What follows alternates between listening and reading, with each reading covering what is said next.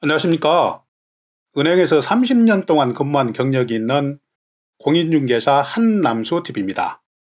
이번 강의는 제 부동산 채널 139번째 강의입니다.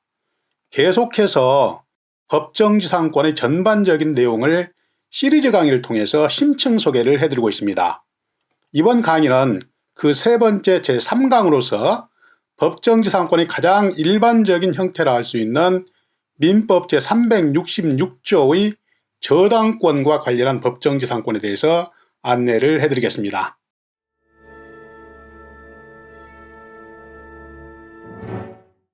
법정지상권에 대한 시리즈 강의는 다음과 같은 순서로 심층 정리를 해드리고 있습니다. 첫 번째 강의에서는 법정지상권의 개념, 취지, 성질에 대해서 설명을 드렸고, 지난번 두 번째 강의에서는 법정지상권의 종류 6가지에 대해서 간략하게 요약을 해드렸습니다. 이번 세 번째 강의에서는 법정지상권의 가장 일반적인 형태라 할 수 있는 민법 제366조에 나와 있는 저당권과 관련된 법정지상권에 대해서 소상하게 설명을 드리겠습니다. 네 번째는 전세권과 법정지상권, 다섯 번째는 관습법상의 법정지상권에 대해서 말씀을 드리겠습니다. 이 관습법상의 법정지상권도 마찬가지로 민법 제366조의 저당권과 관련된 법정지상권하고 아주 중요한 두 가지 형태의 법정지상권이 되겠습니다. 여섯 번째는 법정지상권의 성립 시기, 존속기간, 또 법정지상권의 범위에 대해서 설명을 드리겠습니다. 일곱 번째는 법정지상권과 지료, 여덟 번째는 법정지상권의 소멸 사유에 대해서 말씀을 드리고, 아홉 번째는 분묘기지권에 대해서 설명을 드리겠습니다.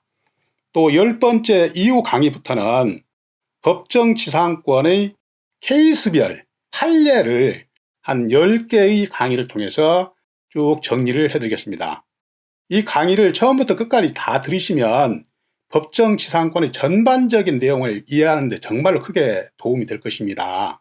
제 강의를 끝까지 따라오십시오. 그러면 제가 책임지고 이 법정지상권에 대한 모든 것을 이해를 시켜드리겠습니다. 믿고 따라오시기 바랍니다. 본 강의를 끝까지 시청하시고 구독과 좋아요 버튼, 그리고 광고가 중간에 나오면 끝까지 봐주시기를 진심으로 기대해 마지 않습니다. 감사합니다.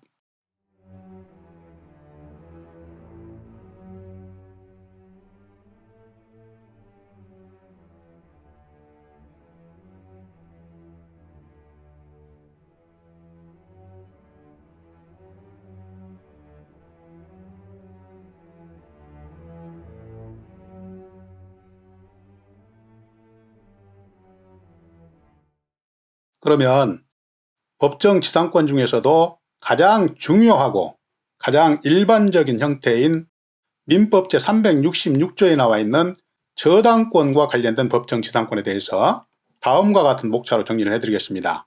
첫 번째는 저당권과 관련된 법정지상권의 의의와 도입 취지에 대해서 말씀을 드립니다. 두 번째는 성립요건에 대해서 설명을 드리겠습니다. 이 법정지상권에 대해서 도입 취지와 성립요건을 정확하게 이해를 하면 앞으로 강의를 듣는데 또 이 법정지상권의 전반적인 내용을 이해하는데 크게 도움이 될 것입니다. 이번 강의 매우 중요합니다. 잘 따라오시기 바랍니다. 이제 본론 설명을 드리겠습니다.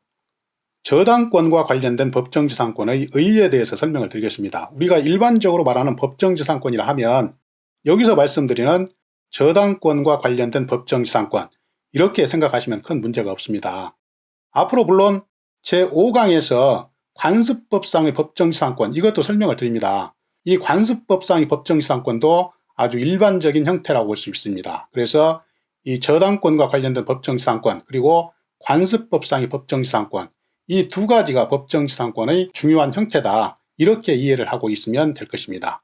이 저당권과 관련된 법정지상권의 의의를 여기에서 살펴보도록 하겠습니다. 의의를 보시면 토지와 그 지상에 건물이 존재하고 소유자가 같은 상태, 법정지상권 분석은 여기서부터 시작이 된다고 했죠. 일단은 토지와 그 지상에 건물이 동시에 존재하고 그 소유자가 같은 상태, 여기서부터 법정지상권 분석이 시작이 됩니다. 이런 상태에서 토지와 건물 모두나 적어도 어느 하나, 그러니까 토지나 건물 중 하나에 저당권이 설정된 다음에 그 후에 저당권 실행, 그러니까 경매로 토지와 건물의 소유자가 각각 다르게 된 때는 토지 소유자는 건물 소유자에 대해서 지상권을 설정한 것으로 본다. 이것이 바로 민법 제 366조에 나와 있는 저당권과 관련된 법정지상권입니다. 이 토지 소유자는 건물 소유자에 대해서 지상권을 설정한 것으로 보기 때문에 건물 소유자는 지상권의 존속기간 동안 토지를 계속해서 사용할 권리가 있습니다. 이것이 바로 저당권과 관련된 법정지상권의 핵심 내용입니다. 잘 이해를 하셔야 됩니다. 이제 전 슬라이드에서 말씀드린 저당권과 관련된 법정지상권의 내용을 도표를 통해서 다시 한번 알기 쉽게 설명을 드리겠습니다. 먼저 갑소유 토지가 있습니다. 갑이 그 지상에 건물을 신축 중에 있습니다.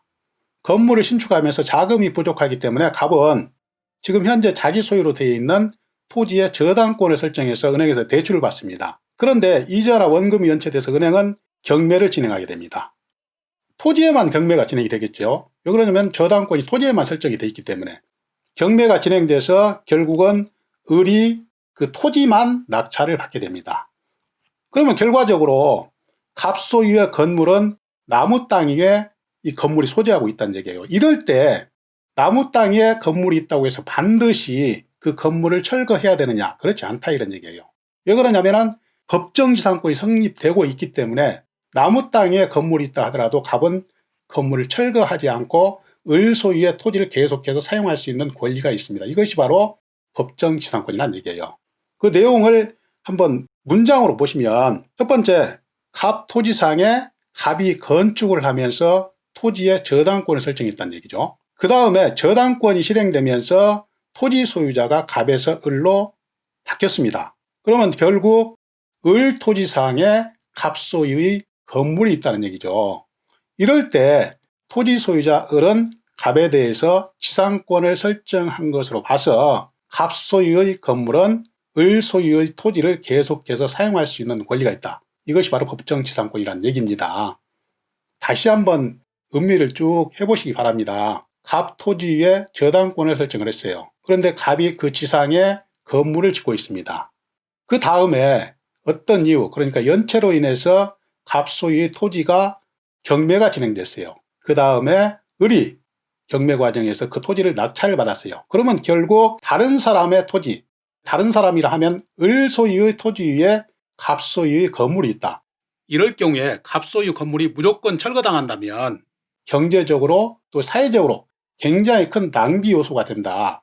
그래서 이럴 경우에는 나무 땅 위에 내 건물이 있다 하더라도 일정한 요건이 있을 경우에는 건물을 철거하지 않고 을 소유의 토지를 계속해서 사용할 수 있는 권리, 이것이 바로 법정지상권이라는 얘기입니다. 그 내용을 다시 한번 쭉 음미를 하시면 크게 어렵지 않을 것입니다. 다시 한번 생각을 하면서 쭉 강의를 들으시기 바랍니다. 이제 두 번째로 저당권과 관련된 법정지상권의 도입 취지에 대해서 설명을 드립니다. 이번 슬라이드에서는 먼저 토지 및 건물 소유자 입장에서 설명을 드리고 다음 슬라이드에서는 저당권자 입장에서 도입 취지를 자세하게 설명을 드리겠습니다. 법정지상권을 이해하는 데 가장 중요한 핵심 포인트는 이 도입 취지, 그것이 무엇인지 이것만 파악하면 이해하는 데 굉장히 어려움이 없어요.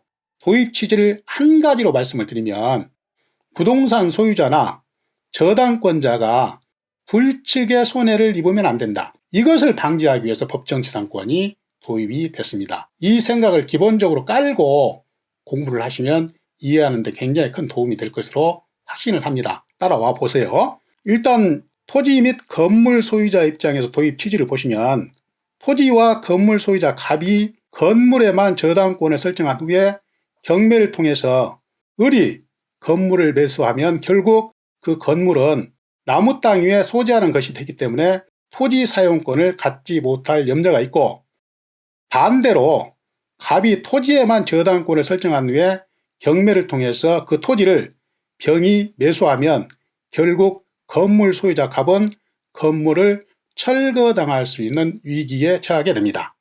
이렇게 경매로 소유권이 각각 달라질 때는 토지 사용에 대한 사전 협의를 할 수가 없기 때문에 타인 토지상의 건물이 철거될 수가 있습니다. 따라서 건물 철거를 방지해서 건물 소유자를 보호하는 것이 사회경제적 손실을 방지하려는 공익상 목적에 부합해서 법정지상권을 인정할 필요가 대두됐습니다. 그래서 법정지상권이 도입이 된 것입니다. 이것을 잘 이해하시기 바랍니다.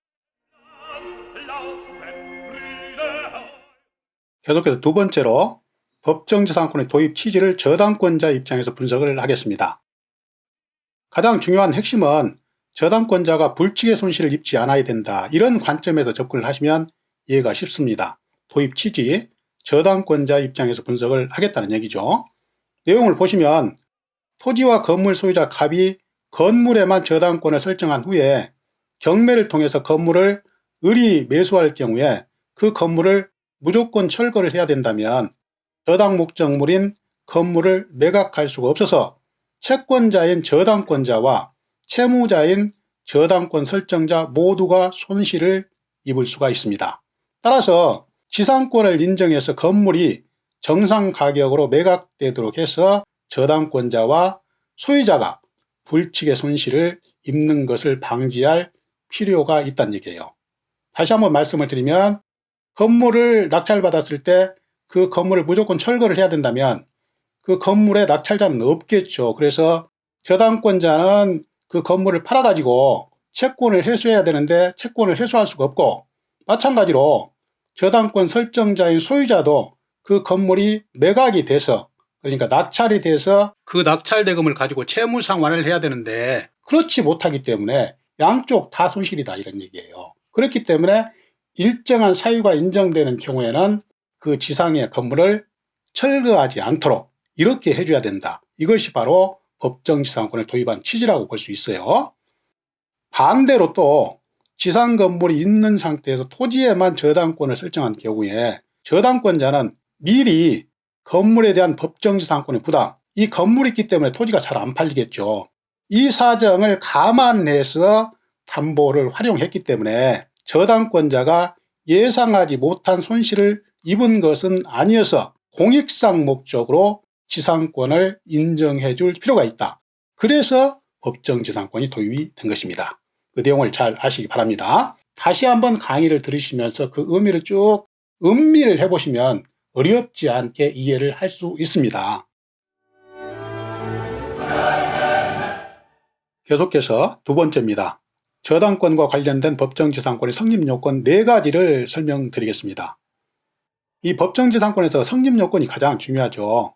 저당권과 관련된 법정지상권의 성립요건 4가지를 여기서부터 설명을 드리는데, 그 첫 번째로 저당권 설정 당시에 토지에 건물이 있어야 됩니다. 보시면 저당권 설정 당시부터 토지와 건물이 존재를 해야 되는데, 건물이 없는 토지에 저당권 설정 이후에 건물을 신축했다면 법정지상권이 성립될 수가 없습니다. 그 이유를 보시겠습니다. 저당권자는 건물이 없는 나대지 상태로 담보 가치를 판단을 해서 담보 활용을 했는데, 그 이후, 그러니까 저당권 설정 당시 이후에 새로운 건물을 신축을 했다. 이 신축된 건물에 대해서 법정지상권을 인정해준다.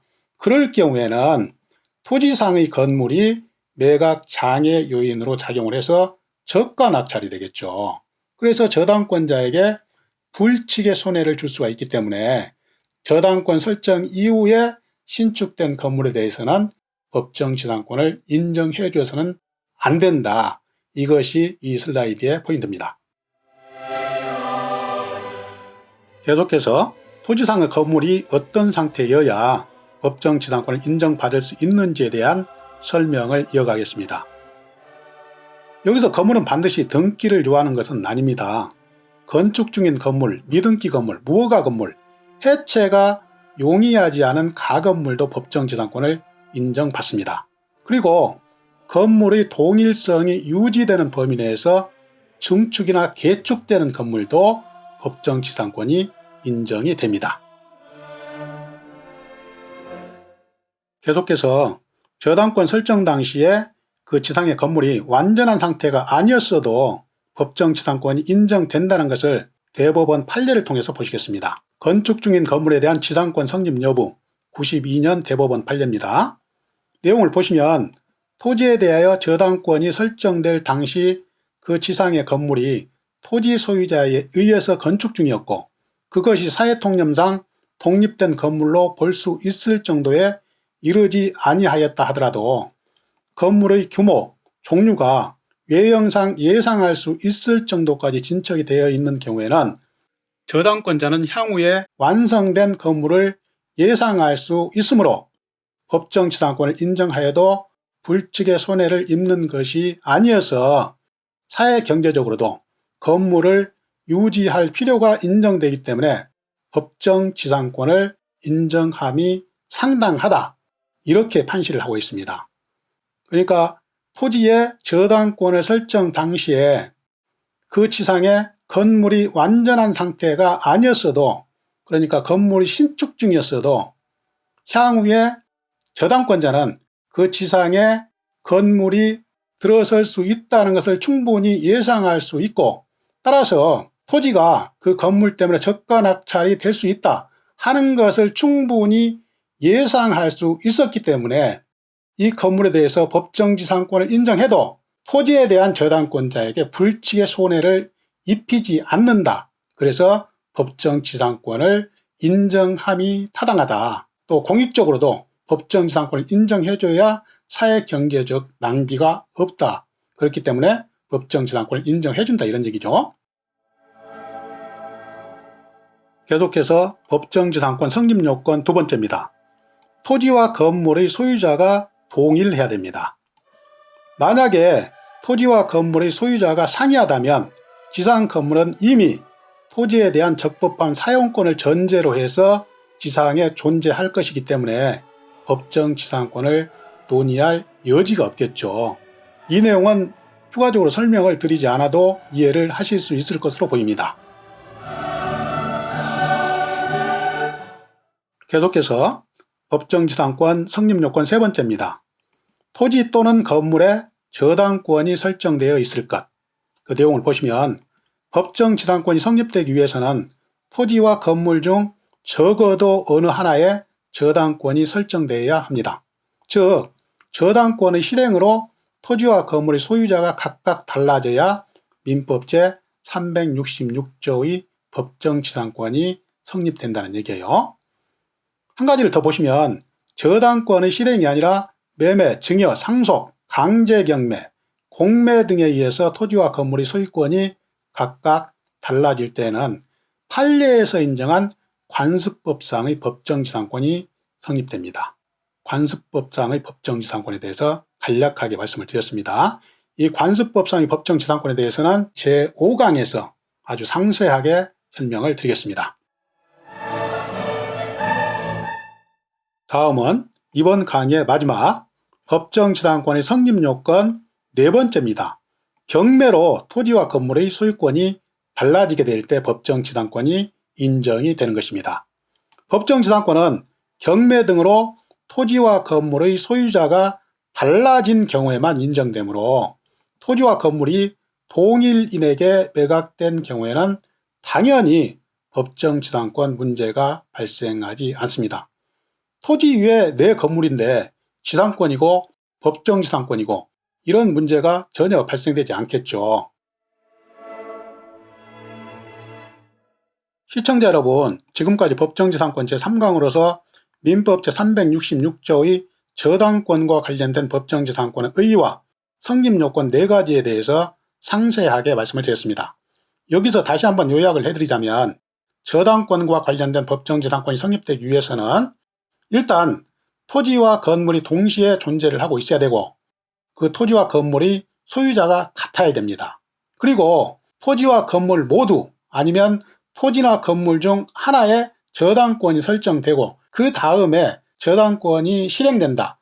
다시 말해서 경매가 진행되어서 토지와 건물의 소유자가 각각 달라졌을 때 토지 소유자는 건물 소유자를 위해서 지상권을 설정한 것으로 본다. 이것이 바로 법정지상권입니다.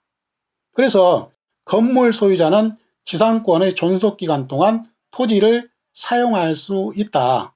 이것이 바로 법정지상권이라고 말씀을 드렸습니다.